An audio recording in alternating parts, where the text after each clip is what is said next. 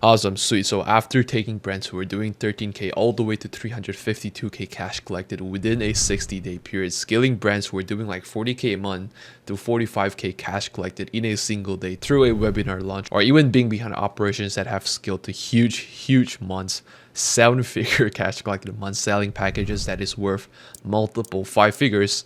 I want to sort of break down this video because a lot of people that they come to us, right? They expect us to partner with them to instantaneously 10x their education business, with them posting minimal content, with them just having reels or posts that just get 67 likes or 2 comments, and then they expect us to 10x their business even without spending any money on ads, right? That alone in of itself defies the gravity, right? You know how there's like laws of nature, like Newton's third law of motion, where it is a law, right? You cannot defy a law. So similar to this, so knowing that this video is not about that, so if you are an educator or if you are a content creator that has that type of expectations, then I suggest you don't waste too much of your time and maybe skip this video, right? However, on the other hand, what this video is about, right, to not waste your time, is about breaking down the principles that will allow, on a long enough time horizon, will allow you to scale like a profitable brand that grows months on end, that eventually can take up enough market share, doing at least a mil a month or even to 10 mil per year and beyond. So with that being said, right, a lot of brand comes to us because after hitting those months, right, word of mouth sort of starts to spread and things of that nature, which is great. However, just like I've said, right, Google published this study, which is a 7-11-4 rule, which states that typically in order for someone to transact with you, or in order for someone to have the trust in your brand, they do need 7 hours of your content across 11 different touch points on 4 different locations, right?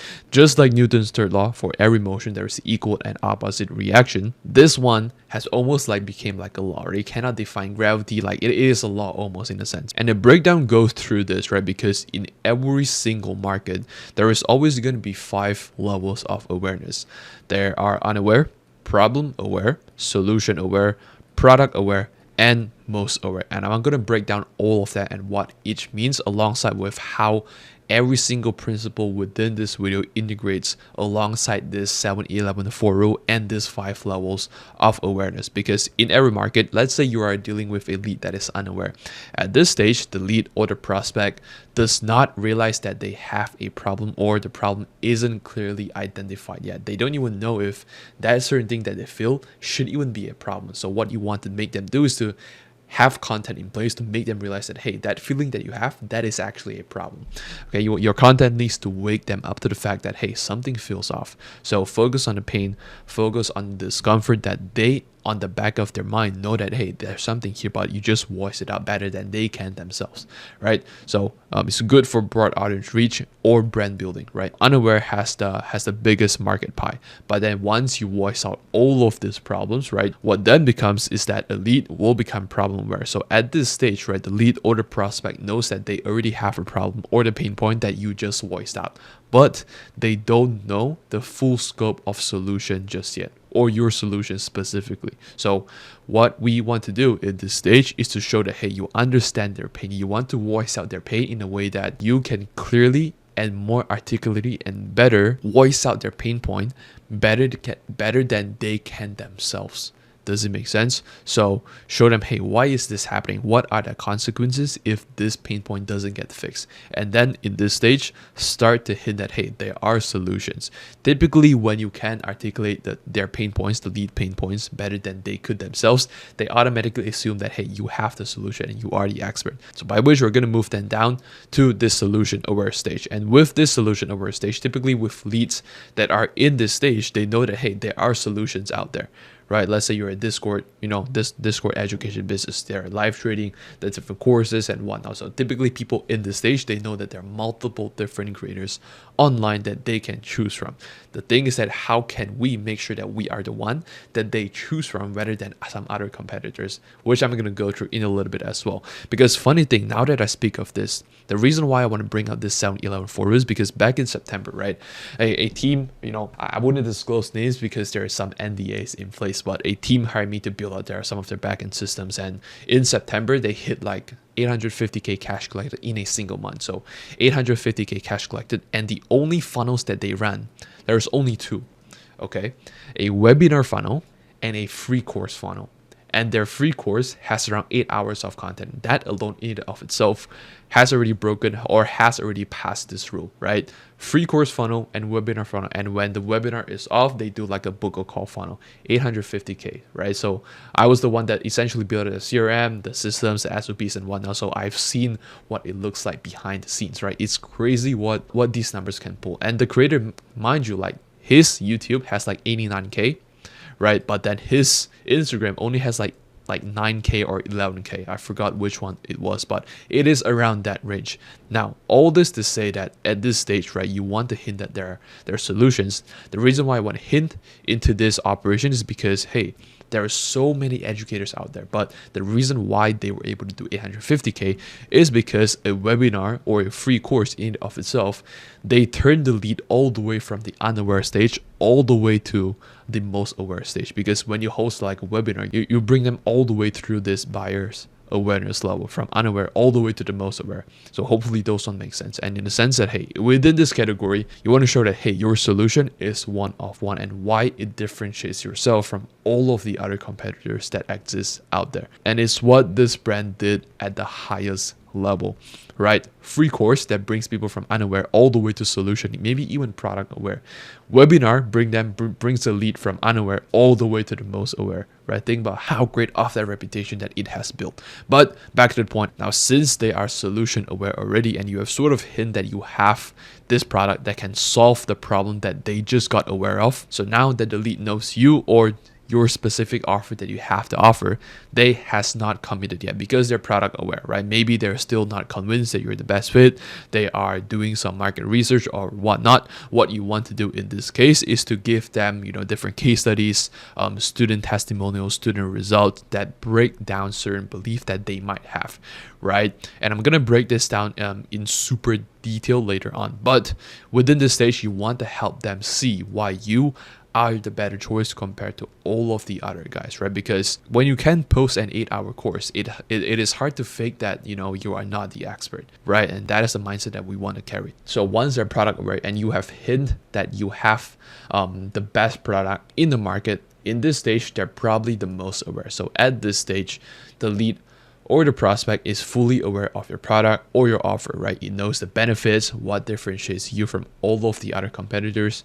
Maybe they have decided, maybe they have not yet decided. They just need the final push. So think about this stage as more so like a Black Friday deal or even like a Thanksgiving or even like a Christmas deal, right? Yes, the product is always up there on Amazon. However, right, the special discount just gives them like this final push or just gives them this special reason for them to buy or for them why not to buy compared to off season. Okay, so all of this is to create urgency for clear next steps, right? Show all of the limited offers, bonuses, and you want to reduce friction to the point where it's easy for them to purchase and it's easy for their mind to justify this purchase, right? You remind them of the key benefits, make the decision as simple as possible because you don't need like a sales call or anything like that, right? They just need to pull out their card, have enough reason to purchase from you.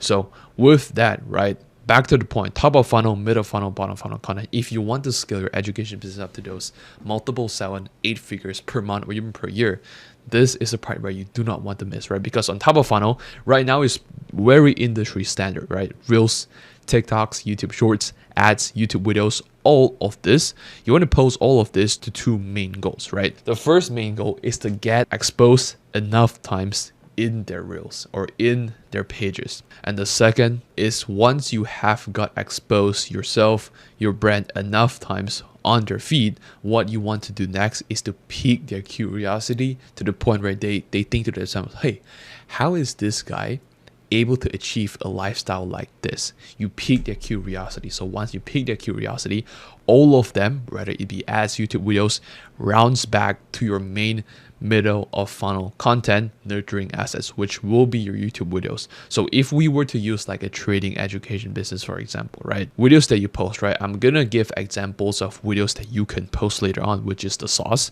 But fundamentally, the principle behind why we want to post these YouTube videos is to break down 3 different beliefs, right? Vehicle beliefs, which they have to believe that why is trading the best path have for them, right? They have to believe in the vehicle. And the second thing is the internal belief. So they have to believe that they are capable of becoming profitable, or they are capable for more in their life. And the third belief is the external belief. So the external beliefs is that they have to believe that this specific program, or your program specifically, is the one that will finally get them there to their ideal goal. And so with different YouTube videos that you can post that can facilitate these different beliefs are gonna be all of these, right? The first one is belief shifting, or educational content. So the purpose of these type of videos is to make those viewers go, damn, like I've never thought about it this way. Like this guy is probably like a genius or some sort. And I'm gonna give you guys a short story, right? Because quick story, back in 2022 when I used to run my real estate agencies, you know, working with real estate agents, right? The way that I would explain my service, okay, it's more so like this. So think about like a roofing company, right? When you work with a roofing company, they would typically help you like remove all of the roofs, right? Contract like a new one or some sort, and they have the different financing options in place, different tiles that you can choose from and whatnot. And they have worker to like, once you choose those tiles, they can help you install them, right? Now, the way I used to run it in roofing company terms is that I would run it to the point where the lead would just choose which type of materials that is worth best for the roof. Now, obviously, in hindsight, it is bad, right? It's not good business. But the thing is that an educator, right, which I won't name names, super successful individual, he says that there is something called the customer value chain, in a sense that you want to list out every single problem that your customer might have and solve every single problem that is off your control and offer that certain solution to those companies. Because what this one does is that if you are like a roofing company and your offer is just for the lead to choose materials that they can put on the roof, the pricing power will not be as great. However, if you solve every single problem, not only from the roof materials, but also people to install, but also people that can offer financing option, all of a sudden, this material, let's say you can offer this service for like 10K, right? If you bundle all of this together, all of the sudden you can offer this for 50K, right?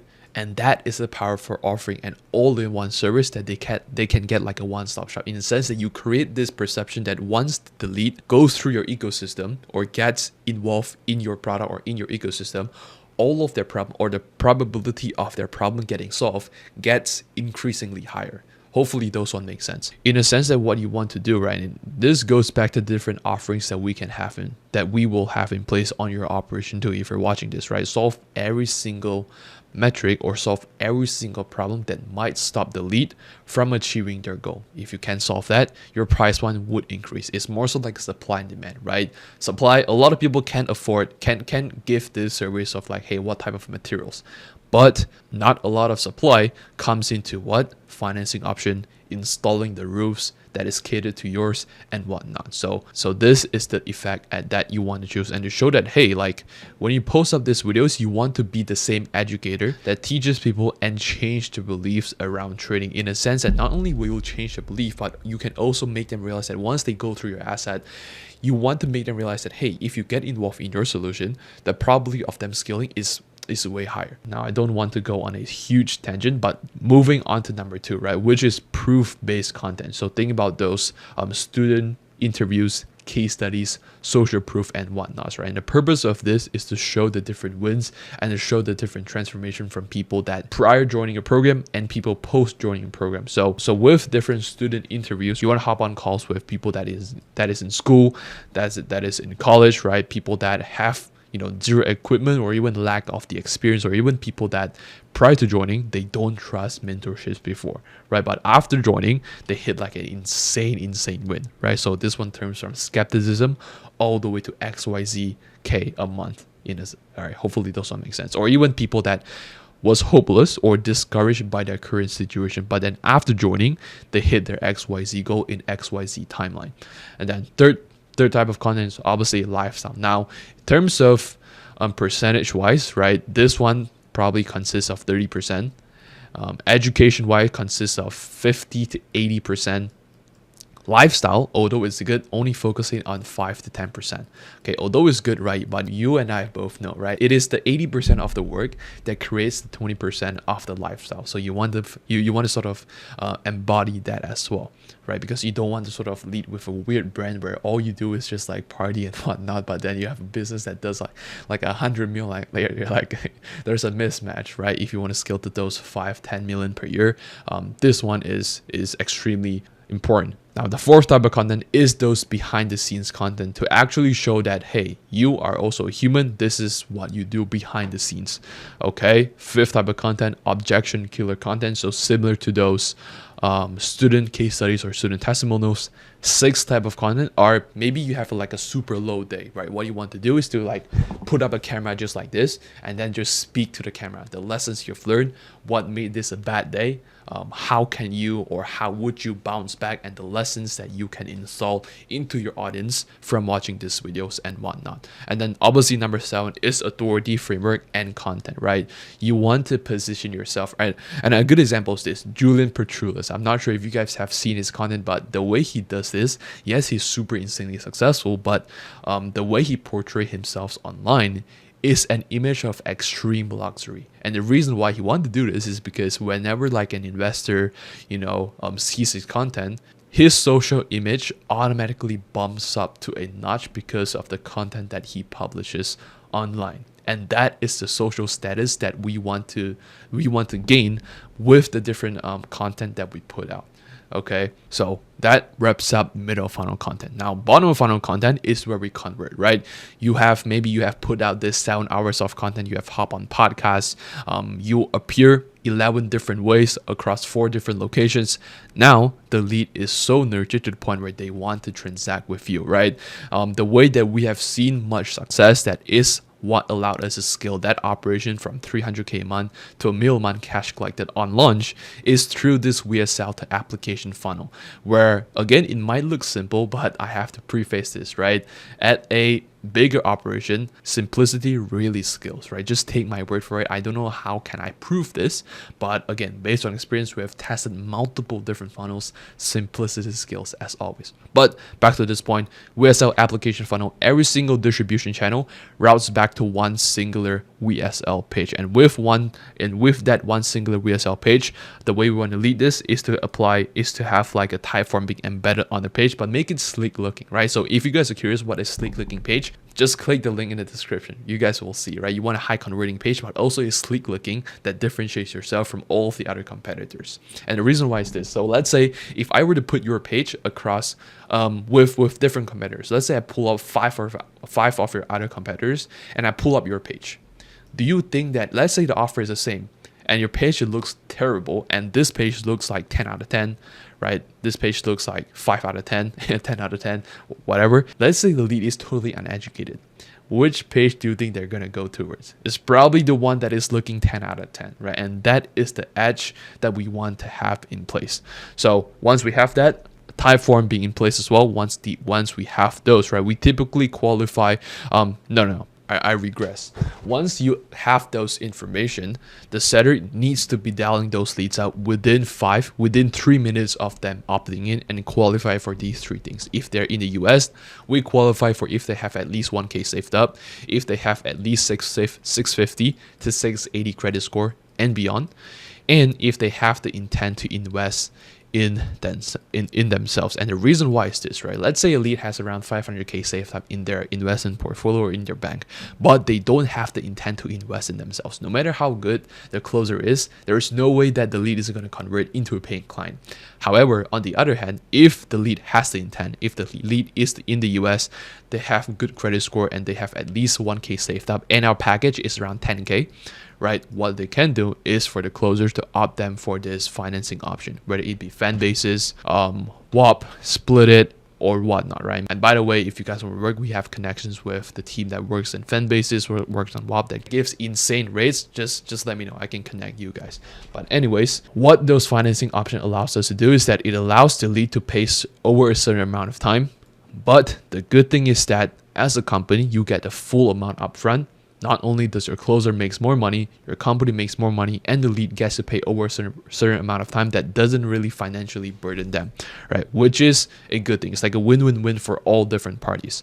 So, okay, so once they qualify them, they have these 3 criteria. It books into the closers calendar. And typically, whenever it comes to this closers calendar, we have SOPs in place. Closer setters are trained to make sure that the show up rate is optimal and send them different YouTube videos to break down their beliefs prior from the lead to even hop on a call, to the point where our goal is this: whenever a lead hops on a call, we want to make sure that the closer is there just to collect the cash. Obviously, they're going to be killers, but we want to make the closer's job as easy as possible. And the way we make them as easy as possible is to change their beliefs first prior to them even hopping on a call, to the point where when they hop on a call, they're just ready to pay. Okay, so whenever they're on a call, there are typically 2 different types of, situation: enroll or not enroll. Maybe sometimes even no show and whatnot, but we're not going to disregard that. We're going to assume that, hey, they actually show up. They're either not enroll or even enroll, right? Once they're enrolled, boom, amazing, automated onboarding begins, fulfillment begins, and what we want to do is to put them into a different pipeline where it says awaiting upsell, right? Because we don't want to leave any sort of money on the table.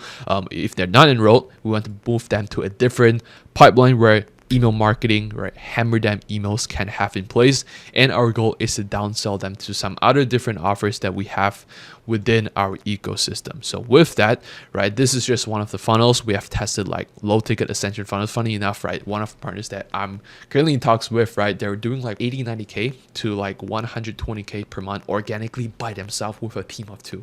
Imagine how large of a scale this one is. So once this deal comes through with paid ads, with the different, I'm just super excited. They can actually scale to just $1 million a month, which I'm super excited. They did 800 to 120k per month themselves with 0 sales teams, with just like posting Instagram stories. Imagine how large of a scale this could go. I'm super excited. But webinar funnel too. So let's say you want to launch let's say you want to launch like a program, or you want to launch like a new offer. Webinar launch is amazing. Or this challenge funnel. I mean to change this, but imagine this is a challenge funnel, right? Multi-day challenge, and the whole goal with challenge funnel is, think about this, right? Because as entrepreneurs, you guys think that doing like 7 figures a month is actually normal, or even 10 or even 8 figures per year is actually normal. But if you were to look at the world statistics, I mean, I'm originally from Malaysia, right? It is not normal for someone to do like 100 grand in USD per year. That is like a top 1%. Okay, it's like a top 1%. And to us entrepreneurs, it seems normal, but to the normal individual, it's like this is unachievable. And so with multi-day challenges, multi-day challenge funnels, what we want to do is to grab their pinky, give them step by steps, and bring them to the point where you show them that it is actually achievable for them. Okay, so let's say trading, for example. Day one, you want to break down the fundamental beliefs and break down completely their old beliefs and give them a new belief that they need to have. Once you break those down, the next step, let's say day 2, is where you cover the mechanics and introduce your offer.